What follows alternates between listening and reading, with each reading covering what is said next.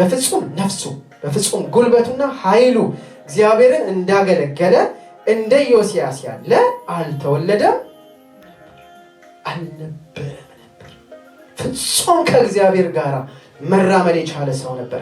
ከእግዚአብሔር ጋር ፍጹም ለምን ሆነ ዮስያስ ብለን ስናስብ በእውነት በኋላ እንመጣበታለን። የእግዚአብሔርን ቁጣ በጽድቅ የተቆጣ ሰው፣ የእግዚአብሔርን ነገር መፈጸም የቻለ ሰው ነበር። በዛ ዘመን ውስጥ እንግዲህ በአባቶቹ በዘር እየተተካካ የመጣውን አጋንንታዊ ስራ የጣዖታት አምልኮ ሁሉ የሰበረ የእግዚአብሔርን ቤት ያደሰ ሰው ነበር እና መጨረሻ ላይ እሱን በጥቂቱ አነሳለሁኝ። ግን በዚያ ዘመን ይመለኩ የነበሩት እነዚህ ጣዖታት እነማን ነበሩ? አጠር አድርጌ ልንገራችሁ። ስማቸው ይለያል እንጂ መንፈሱ ዛሬም አለ፣ አንድ ነው፣ ይሰራል ዛሬ። አሰራሩ በዚያ ዘመን በነበረው ስትራቴጂ ላይሆን ይችላል እንጂ ስሙን እየቀያየረ የሚሰራው ይሄው መንፈስ ነው። ሌላ ነገር የለውም አይደለም። ዛሬም አሉ በምድር ሁሉ ጣዖታት እንደሞሉ እናውቃለን። እና ይመለኩ የነበሩ ጣዖታት እነማን ነበሩ? አንደኛው በዓል ነበረ። ቶሎ ቶሎ ብዬ እነዚህን ጣዖታት ስሞች እነግራችኋለሁ፣ ምክንያት አለኝ ይሄንን እነግራችሁ። በዓል እንግዲህ ሎርድ ወይም ማስተር የሚባል ስም ተሰጥቶት ይመለክ ነበር። ጌታ ይባላል። ማስተር ተብሎ ስም ተሰጥቶት ይመለክ የነበረ ጣዖት ነው እንግዲህ በዓል። እና ጠንካራ አምላክ ነው ብለው ያስባሉ። ዝናብ ይሰጠናል ብለው ያምናሉ። እንደዚሁም ደግሞ ፍሬያማ ለመሆን ለሆድ ፍሬ ሁሉ ጭምር። እሱ ብቻ አይደለም፣ እንደዚሁ ለአግሪካልቸር ለምርቶች ይሰጠናል ብለው በዓልን ያመልኩት ነበር ማለት ነው። አያችሁት? ሎርድ ማስተር የሚባል ስም ተሰጥቶት የሚመለከው አንዱ በዓል ነበረ። እግዚአብሔር መልካም ነው። እግዚአብሔር በሰጠው ዝናብ ማን ይመለካል? ንገሩኝ እስቲ። እግዚአብሔር በሰጠው ዝናብ እሱ ማን ነው እኔ ነኝ ብሎ የሚመለከው? አያችሁት? ኤልያስ እንደኔና እንደናንተ ሰው ነበር ይልና ሰማይን ዘጋ። ኤልያስ እንደኔና እንደናንተ አይነት ሰው ነበር፣ አጥብቆ ጸለየ፣ ሰማይን ከፈተ። እግዚአብሔር እባክህ ሂድና ሰማይን ዝጋልኝ ብሎት ነበር እንዴ? መልሱልኝ። ብሎት ነበር ይላል ቃሉ? አይልም። ነገር ግን በሕግ መጽሐፍ ላይ ሰዎች እግዚአብሔርን ካልተከተሉ እግዚአብሔር ሰማይን እንደሚዘጋ ተናግሯል። ስለዚህ ቃሉን ይቀይር ዘንድ እግዚአብሔር ይችላል? አይችልም። ስለዚህ ኤልያስ ግራውንድ ነበረው ሰማይን የማዘጋት። አሜን ነው ወይ? በቃሉ መሰረት አንተ በምትሰጠው ዝናብ በዓል አይመለክም። ስለዚህ በሚቀጥሉት ዓመታት ከአፌ ቃል በስተቀረ ሰማይ የተዘጋ ይሆናል አለና ምን አደረገው? ሰማይን ቆለፈው። ክብር ለኢየሱስ ይሁን። ማን በሰጠው እንጀራ ማን ይመለካል? ንገሩኝ እስቲ። ማን በዘራው ዘርና ማን በሰጠው ኃይል ማን ይመለካል? ዛሬ በዓልን ተክተው ተመልከቱ። የሚሰዋላቸው የሚታጠንላቸው ወንዝ ዳር የሚሰዋላቸው አማልክቶች አሉ። የኢየሱስን ስም የያዙ እግዚአብሔርን እንዳይመሰገን የከለከሉ ለምድሪቱ እርግማን የሆኑ እግዚአብሔር ይህንን የጣዖት እርግማን ይቃወማል። አሜን ነው ወይ?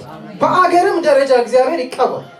ሰዎች ፊታቸውን ወደ እግዚአብሔር ወደ ታላቁ ንጉሥ እንዲመልሱ፣ ጣዖታት ከምድራችን ላይ እንዲጠረጉ፣ ኤርትራውያን፣ ኢትዮጵያውያን፣ እኛ አስቡት እንግዲህ እግዚአብሔር ጣዖታትን ከምድራችን ያንሳ።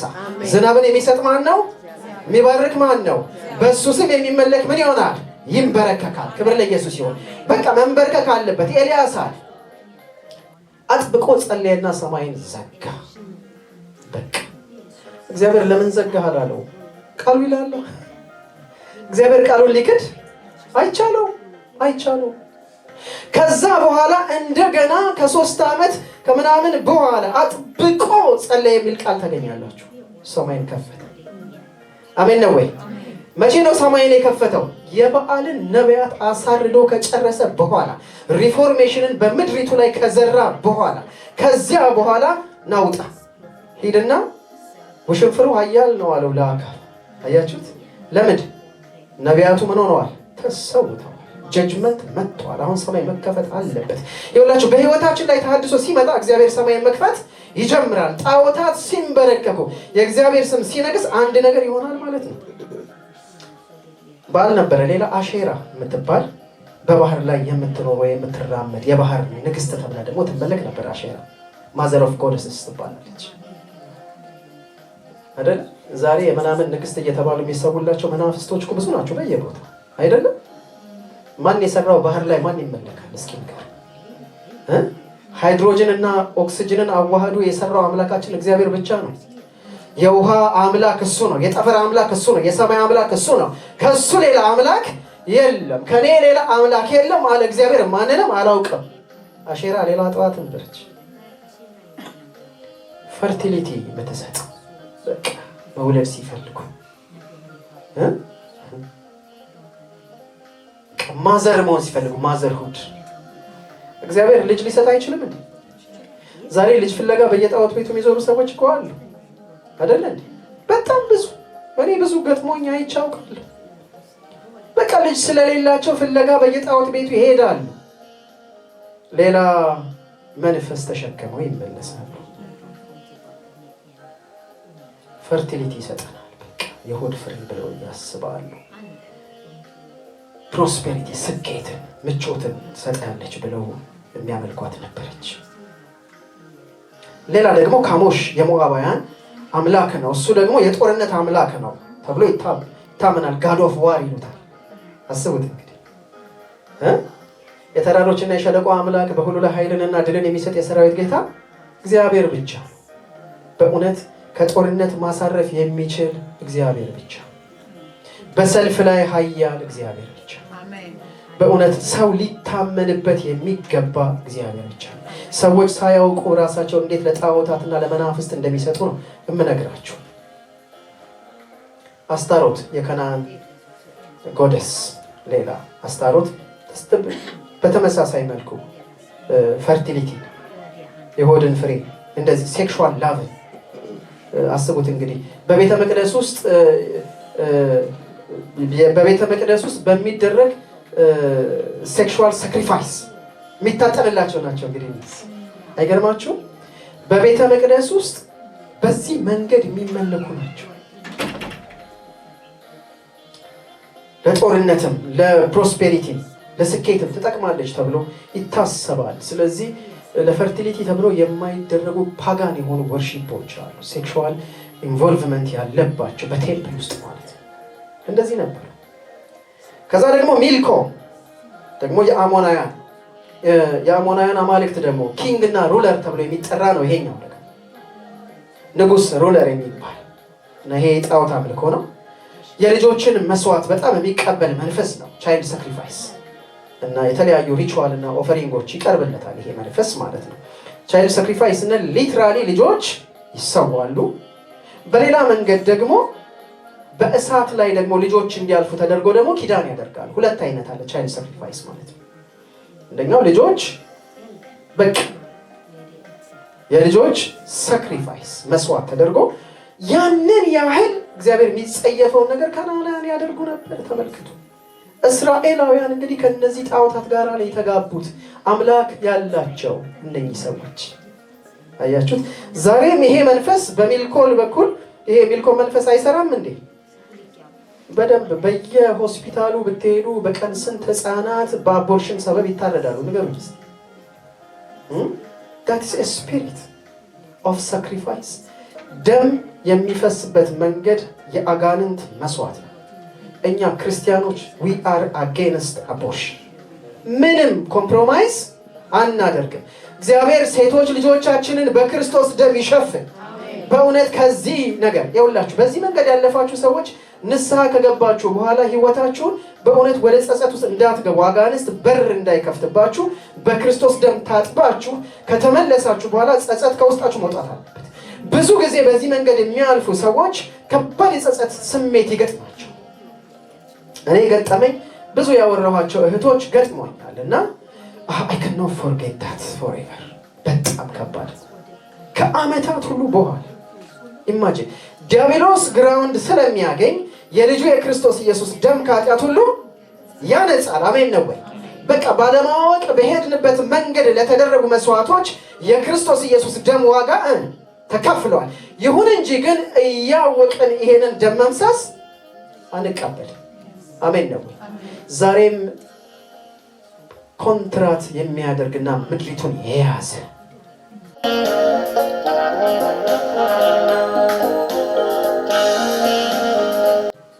ሕፃናት ልጆችን በዚህ ሳክሪፋይስ ውስጥ የሚያመጣ ይሄ መንፈስ በቤተ ክርስቲያንም በተለያየ አቅጣጫ ላይ ይሄ መንፈስ ይሰራል።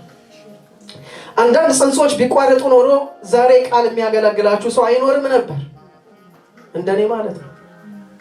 አባትና እናቴ ሲናገሩ አንድ ድግስ ላይ አምሽተው ሳይዘጋጁ ነው አሉን የተወለድኩት፣ መስክሬላችሁ።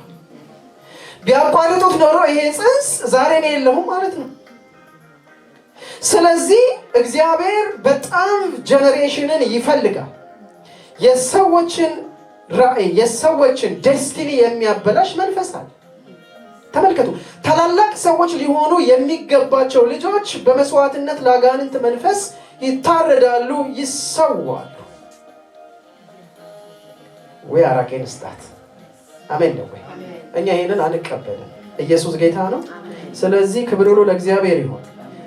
ጽንስ በአጋጣሚዎች በተለያየ መንገድ ሊቋረጥ ይችላል፣ እንደሱ ማለት አይደለም። ደሊብሬት የሆነ ግን ጽንስን የማቋረጥና የአቦርሽን ስራ ግን የእግዚአብሔር ፈቃድ አይደለም። አራት አሜን ነው። ክብር ለኢየሱስ ይሁን። ከኔ ጋር ተስማማላችሁ? በጣም ጥሩ። ስለዚህ በዛ ጊዜ እነዚህ አማልክቶች በምድሪቱ ላይ ነበሩ። ይሄ ግን ከአቦርሽንም ባለፈ በቀጥታ ቻይልድ ሳክሪፋይስ ሁሉ የነበረበት አጋንንታዊ አምልኮ ነበር። አያችሁት? ከኢዮስያስ አስቀድሞ የነበሩት እነዚህ ነገስታቶች አጠር አድርጌ እነግራችኋለሁ፣ ምናልባት ይጠቅማችሁ ይሆናል። የጣዖት አምልኮ ዛሬም በቤተ ክርስቲያንና በምድር ላይ እንዳለ ከነዚህ ከነገስት መጽሐፍ ላይ ልንማር እንችላለን። ምክንያቱም ሁሉ ለትምህርታችን ተጽፏል። ሰው በህይወቱ ላይ ንጉስ እንዲሆን ነው መጽሐፈ ነገስት የተጻፈው እንጂ ለኢንፎርሜሽን ማሟያ አይደለም። አሜን ነው ወይ? ሰው የእግዚአብሔርን ቃል ሰምቶ በህይወቱ ላይ እንዲነግስ ከክርስቶስ ኢየሱስ ጋር በእውነት በዚህ ህይወት እንድንነግስ የተፈጠርን ሰዎች ስለሆነ በዚህ መጽሐፍ ውስጥ የምንማረው ነገር በህይወት ላይ እንድንነግስ የሚጠቅመን ነገር። ከሱ ቀደም የነበሩ ነገስታቶች የሄዱበትን መንገድ ስትመለከቱ አዛሪያ ወይም ኡዚያ የተባለው ንጉስ በጣም ስኬታማ የነበረ ንጉስ፣ he was so successful። በጣም ሰክሰስፉል ከመሆኑ የተነሳ ወደ እግዚአብሔር ቤት ገብቶ ማጠን ስለፈለገ በለምጽ ተመቶ ዘመኑ ተዘግቶ አለቀ። it was adultery, pride። አያችሁ፣ ትዕቢት ውድቀትን ይቀድማል። አንዱ ጣዖት ነው ትዕቢት። በቤተ ክርስቲያን በእግዚአብሔር ቤትም ውስጥ ይሰራል። ይሄኛው ጣዖት ነው፣ የጣዖት አምልኮ ነው። ምንም በቃ ይሄ ልንደራደርበት የሚገባ ነገር አይደለም። ሰው ልቡ ከታበየ ምን ማድረግ አለበት? ንስሐ መግባት አለበት። በቃ በእግዚአብሔር ፊት በትዕቢት እንዳንሄድ ልብን ማዋረድ ያስፈልጋል። ይሄኛው ንጉስ የተመታው በለምጽ ነበር። ለምን? ማጠንና መሰዋት የካህን ስራ እንጂ የንጉስ ስራ አልነበር። በቀጥታ እነሱ ሰብስቲቲዩት አድርጎ ማጠን ሲጀምር ለምጽ በላዩ ላይ ተጣበቀ። ከመጣለት ስኬት የተነሳ በቃ ያለሱ ሰው የለም ያለኔ ማለት ጀመረ። በእግዚአብሔር ቤት ውስጥ አለቃ መሆን ፈለገ፣ አውራ መታየት ፈለገ። አያችሁት? እግዚአብሔር ያያል። እግዚአብሔር ልብን ያያል። እግዚአብሔር ያያል። ዛሬም አዲስ ኪዳን ስለሆነ ሰዎች በለምጽ የሚመቱ የማይመስልን ሰዎች አሉ። በላያችን ላይ ለምጽ አይጣበቅም እንጂ የእግዚአብሔር ህልውና ግን ይሄዳል። እንዲሁም የስጋው ለምጽ በቀለለ ነበር። እውነቴን ነው የምነግራችሁ አይደለም። እግዚአብሔር ይረዳናል። እሱ የጸጋ አምላክ ነው። ለትሑታን ይልና ጸጋን ይሰጣል። እግዚአብሔር ቸር አምላክ ነው። በቃ ለትሑታን ጸጋን እግዚአብሔር ይሰጣል ማለት ነው። አዛሪያ እንደዚህ አይነት ንጉስ ነበር። ከዛ ደግሞ ተመልከቱ፣ ዮአታም የሚባለው ደግሞ በዓልን ያመለከ አሼራን ያመለከ። ያው ስለ አሼራ ታውቃላችሁ። እንዲያውም አንዳንድ ፒክቸሮች ወስጄ የነበረ ስለ አሼራ ፖል በጣም ነው የሚያጸይፈው ብታዩት። ዛፎች በቅርጽ ተደርገው ይሰራሉ እና ለአጋንንት መስዋዕት የሆኑ ዛፎች ናቸው የሚበቅሉትና የሚያድጉት። አጸድ ይባላሉ። ብታዩዋቸው በጣም ግልሙትና ነው የሚያነሳሱ ናቸው። በሰው ቅርጽ የሚደረጉ የዝሙት ስራዎች በሙሉ በታያቸው ዛፎቹ እንደሱ ነው የሚታዩት። እነዚህ ጣዖት ዛሬም አለ በነገራችን። እነዚህ አይነት ኖርማል አጸዶች በቃ ዛፍ ፖሎች ይሰራሉ ለጣዖታት። it's a sacrifice for demons። ይሄ ለአጋንንት ምንድነው መስዋዕት የሚቀርብበት ማለት ነው። እነዚህ ያመለከ ነው አዛሪያ እንግዲህ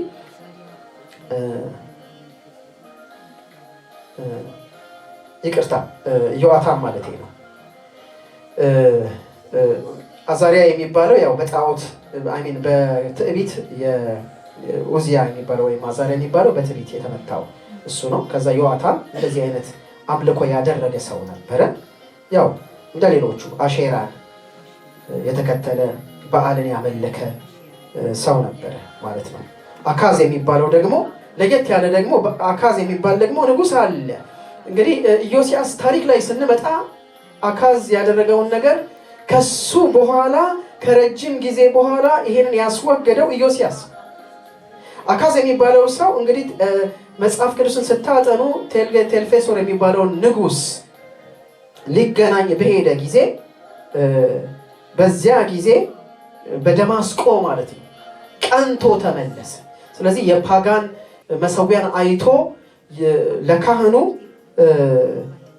ኦሪያ ለሚባለው ካህን ማለት ነው እንደዚህ አይነት መሰዊያ እንዲሰራልኝ ይፈልጋለሁ ብሎ ጥብቅ ትእዛዝ አስተላልፎ በእግዚአብሔር ቤተ መቅደስ ውስጥ የነሐሱ መሰዊያ ወደ ሰሜን ፈቀቅ ተደርጎ በዚያ መካከል የተተከለ ጣዖት ነበር መሰዊያ።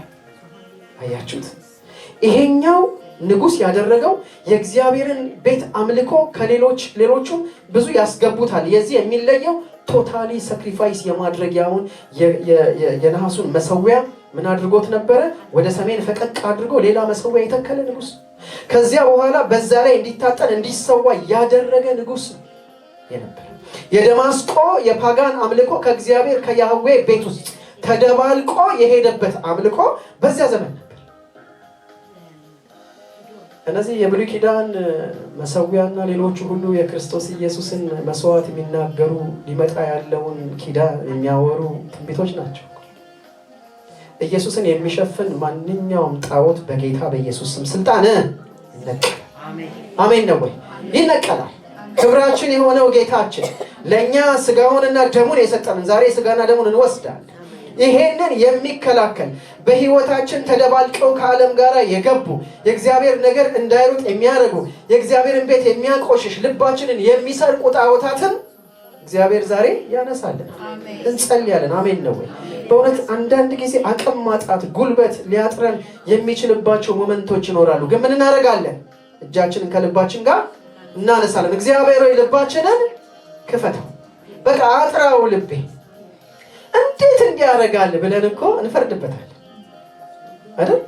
መጎምጀት የሆነ ጣዖትን ማምለክ በአዲስ ኪዳንም አለ እኮ። በቃ የእግዚአብሔር ፈቃድ ያልሆነ መጎምጀት በልባችን ውስጥ ጥቅጥቅ ብሎ እኮ ተቀምጧል። ከእግዚአብሔር አጀንዳ ውጪ ማንመኛቸው ነገሮች እኮ የሉም አይደል እንዴ? ምኞታችን ጥግ ድረስ የሚደርስባቸው ሞመንቶች አንድ ሁለት አይደሉም። እኔና እናንተ በእውነት የእግዚአብሔር ቤተ መቅደስ ነን። እግዚአብሔር ቃል ይናገራል እኮ አይደለም? በክርስቶስ ደም ተገዝታችኋል፣ በዋጋ ተገዝታችኋልና ለራሳችሁ አይደላችሁ። ስለዚህ የተደባለቀ ድብልቅ አምልኮ ይሄ አለው። ከዛ ደሙን እርጭ አለ። አስቡት እንግዲህ በዚያ ቤተ መቅደስ ውስጥ ደሙ ሁሉ እየተረጨ ይታጠን ነበር። ለደማስቆ ማለት ሕዝቅያስ ታውቁታላችሁ። ሕዝቅያስ መልካም ነገር ያደረገ ንጉስ ነው። በጣም የሚያሳዝነው ግን ያው ምድሪቱ ለሌላ እንደምትሰጥ ትንቢት በተነገረው ጊዜ የተናገርከው ትንቢት መልካም ነው እንኳን በእኔ ዘመን አልሆነ ያለ ሰው ሕዝቅያስ። አያሳዝን? እኔ ከሞትኩ ሰርዶ አይብቀል። ኢዮስያስ እኮ በሙሉ ነፍሱ በሙሉ ኃይሉ በፍጹም ጉልበቱ ያንን ሁሉ አድርጎ እግዚአብሔር ግን ከቁጣው ትኩሳት አልተመለሰም ነበር። ለምን? እነ ምናሴ በጣም አስቆጥተውት ነበር። እጅግ በጣም ምድሪቱ እስከምትከረፋ ድረስ በጣም ረክሳ ነበር። ያንን ሁሉ ጃጅመንት እንኳን አድርጎ እግዚአብሔር ከቁጣው አልተመለሰም ነበር። አያችሁት? ሕዝቅያስ መልካም ነው፣ በእኔ ዘመን አይሆን እንጂ ችግር የለም ማለት መልካም ሰው ነው ሕዝቅያስ። ይሄ ነገሩ ግን ሁሉ ጊዜ ይገርመኛል። ምናሴ በጣም ኤክስትሪም የሆነ አይደልተሪ ያደረገ የተለየ የጣዖት አምልኮን ያደረገ በጣም ንጹህ ሰዎችን በምድር ላይ ያፈሰሰ ደም ያፈሰሰ ሰው ነበር በእስራኤል ውስጥ። እግዚአብሔር ስለ አንድ ሰው ዳዊትን እንዴት እንደቀጣው ታስታውሳላችሁ? ደም ስለፈሰሰ። ስለ ኦሪዮን ደም፣ የስንት ሰው ደም በምድሪቱ ላይ አለ ፈሰሰ። ከዛ የተነሳ እግዚአብሔር የንጹህ ሰዎች ደም ሲፈስ ዝም ብሎ ማየት አይችልም። ትውልድ ሁሉ ለሚፈስ ንጹህ ደም መጮህ መቻል አለበት። አሜን ነው ወይ? እግዚአብሔር የሰውን ደም እንዲፈስ አንፈልግም። እውነቴን ነው የምነግራችሁ። እግዚአብሔር ንጹህ ሰዎች ደማቸው እንዲፈስ። ለዚህ ነው በምናሴ ዘመን በጣም ከባድ ደም መፍሰስ ነበረ። በምድሪቱ ላይ የንጹህ ሰዎችን ደም አፈሰሰ። እግዚአብሔር ተቆጣ። ይሄ ሰው ያገለገለው በዓልን ነበር፣ አሼራን ነበር፣ ካሞሽን ነበር፣ ሚልኮምን ነበር፣ ቅድም ያልኳቸውን ጣዖታት በሙሉ። ከዛ አሞን የሚባለውም ደግሞ ንጉሥ በምናሴ መንገድ ነው ሄደው በዓልን አሼራን ያመለከ በቃ በቤተ መቅደስ ውስጥ ጣዖታትን ያስቀመጠ እንደዚህ አይነት ሰው ነበር። በጥቂቱ እንደዚህ ነበሩ። ከኔ ጋር አላችሁ? እንዴት ነበሩ ነገስታት?